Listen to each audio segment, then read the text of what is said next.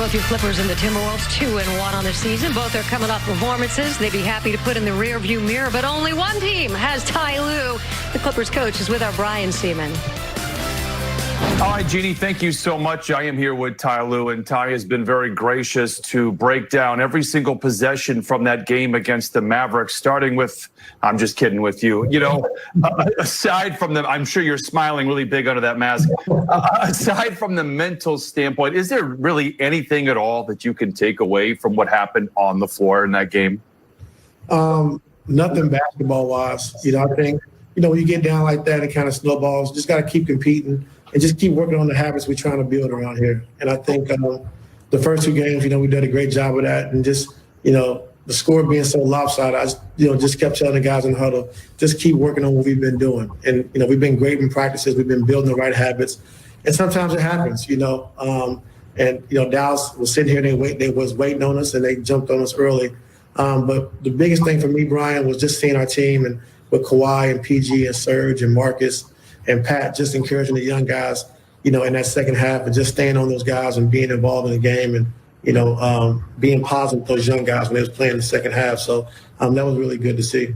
Moving on from the game, like the overall thing that we have seen, we saw it in the preseason, we certainly saw it even yesterday, passing. You guys are passing a lot more. Tell me what that does. Help the audience and the fans understand what ball movement is helping that offense do. Well, it becomes contagious. Then I also think, it allows other guys to be involved in the game. A lot of times you see guys just sitting, waiting, not knowing they're going to touch it, not knowing they're going to get their next shot. So we just want to make sure that, we play through Kawhi, PG, Lou, and those guys are making the right plays. For the game yesterday, we didn't get enough paint attacks. I think only having 16 paint attacks for the game is very, very low. And when you're not getting in the paint, driving and kicking and making plays with the guys, it's hard to score the basketball. So just moving the basketball, letting everyone touch it. And when Kawhi, PG, and Lou and those guys move the basketball, we have guys on the other side of the floor that can also make plays. So that's the good thing about it. So one question I tried to ask you yesterday, but we had some technical difficulties, was about Nicholas Batum. I was as fired up for the Batum acquisition as I was for Serge and for Luke Kennard. I just feel that he can be such a crutch for you in the locker room, on the floor, on the bench. And really, I think this year will be one of the great glue guys in the league. What are you going to rely upon from Nick Batum this year? His passing. I think his passing ability is very good for us to be able to play him at the elbows like we did LeBron a little bit in Cleveland and, making those reads and those passes. And he's been phenomenal so early on in the season. And then, his versatility offensively and defensively, be able to guard, 1 through 5, and then also be able to play, 2, 3, and 4, which is big for us. And with his basketball IQ, he's been a great pickup for us. Final question from me here. You take on the Timberwolves. Again, moving on, what do you want to see early out of your team today against Minnesota? Just establish our foundation offensively and defensively, what we're trying to do and what we're trying to build. And we know it's going to be a process. We've been talking about that, all season long since camp started. But just getting back on track, with our defensive foundation and our offensive foundation of moving the basketball, attacking the paint, sharing the basketball. And we want to get out to a good start tomorrow night. Clippers look to get back on track. Jeannie? That is the focus they're working on. And for more, here's our Jamie Maggio.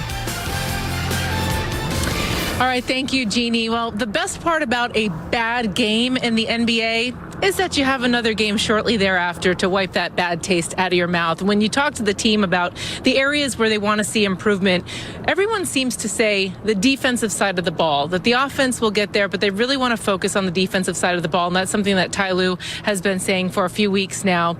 Here's Serge Ibaka with more. Oh, of course, as a team, we were feeling comfortable with offense, but I don't think, offense is going to be the problems because, we're going to keep getting better and better in offense. The thing is, to me, the defense. Sometimes we kind of forget defense when championships.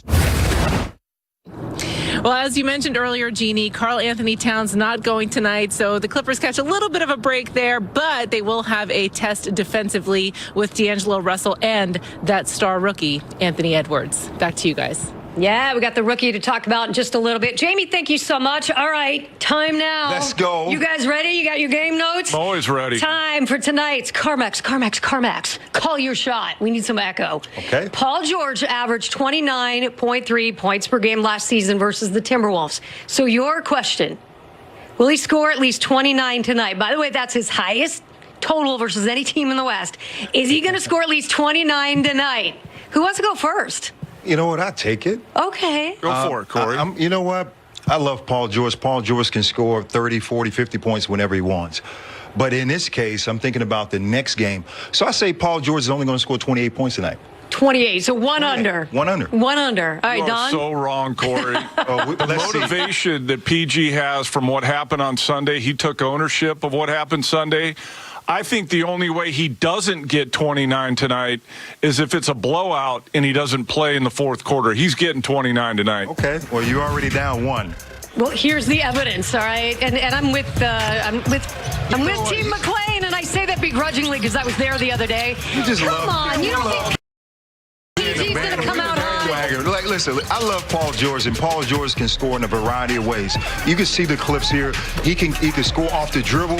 He can score off the step back. He can post up. What I want to see from Paul George, where he can actually get more than 29 points tonight, is to start in that low post. I know, Don, we talked about this. He is such a really good post-up player in that mid-post. You know, instead of him having to take control of the basketball, to put him in that low post, that gives him more opportunity to score over 20 points tonight instead of being the facilitator, trying to handle the offense up at the top of the key. Remember what we've talked about, Corey. Anything to get him in rhythm. Yes. So if it is the mid-post, if it's in transition, something to get him started. Because a lot of the times, once he gets started, you can't stop him. And I think tonight, with that motivation I mentioned from Sunday's game, I think you're going to see him come out, be aggressive, hopefully get in a rhythm, and have a monster night for the Clippers. Well, Unstoppable PG. Hold on. Yes. Look at that. It says that I said yes. I said no. I said 28 points.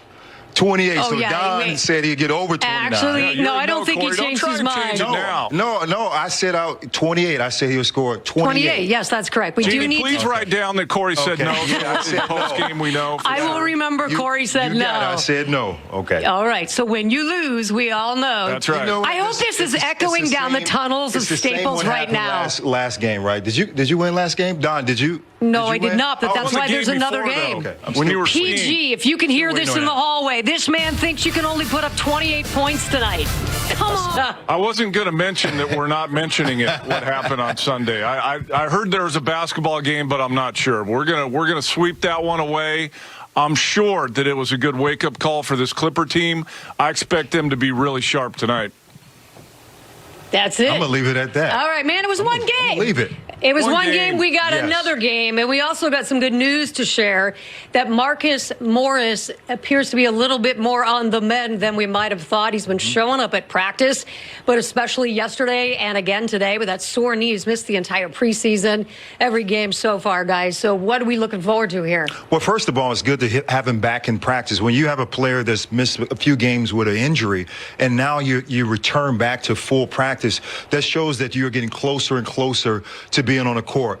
And if you forgot about who Marcus Morris is, this guy can really score the basketball, but more importantly, he can defend. He's a multi-dimensional player. He can take it down to the low post, or he can stretch you for another stretch floor shooter on the floor. So a lot of positive things when you think about Marcus Morris, but we can't wait to see him back. Well, Corey, he's a starter. Yes. I mean, he's a starter on this Clipper team. Came in midway through the season last year, so I expect Marcus Morris to be even better for the Clippers because he's been in the system. He knows the terminology. Yeah, it's a new coaching staff, but a lot of the things are the same. One thing you forgot to mention, Corey, what he brings to the table is toughness. He's a tough guy, Philly guy, and doesn't back down from anybody.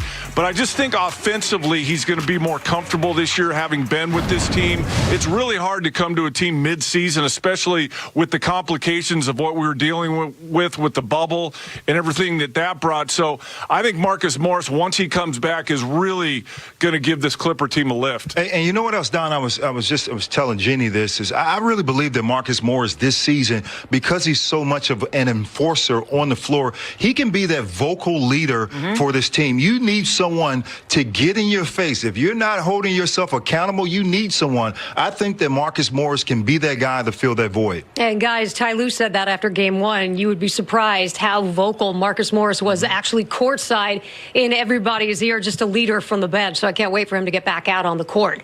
So when he's not out there, there are valuable minutes for other guys, and that includes Luke Kennard, who was a draft night pickup for Clipper Nation, and now he's got a 4-year contract extension. So share with the kids, what is he bringing to this team? Because obviously the Clippers have some confidence. Well, first of all, I'm going to just call him Mr. 64M. That's his new nickname now. But for Luke, he's a fellow Dookie. I love that about him all the way. Appreciate the disclosure. You're the only one that loves that about him. Yeah, okay, and you trained him, so you know what type of player he is. But for far as what Luke Kennard brings to this team, this is a great opportunity for him to play the game of basketball. He was injured last season, so now he has a chance to show all of his capabilities on the floor.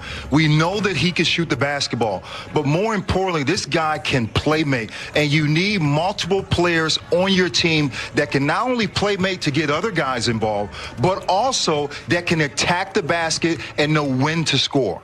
He's going to get comfortable. I mean, he hadn't played in over a year. So Clipper fans need to be patient. We haven't seen nowhere near what you're going to get from Luke Kennard. I think the ball is going to be in his hands more. The more comfortable he gets, he'll make more shots. He's going to shoot 40% from three.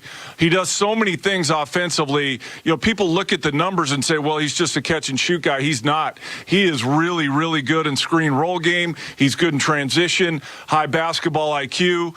But again, you just have to be patient. He hasn't played in a long time, and he's in a new system with a new coach. So just give him some time. But you're going to see Clipper fans are really going to like Kennard once he gets up to speed and comfortable. Knee issues.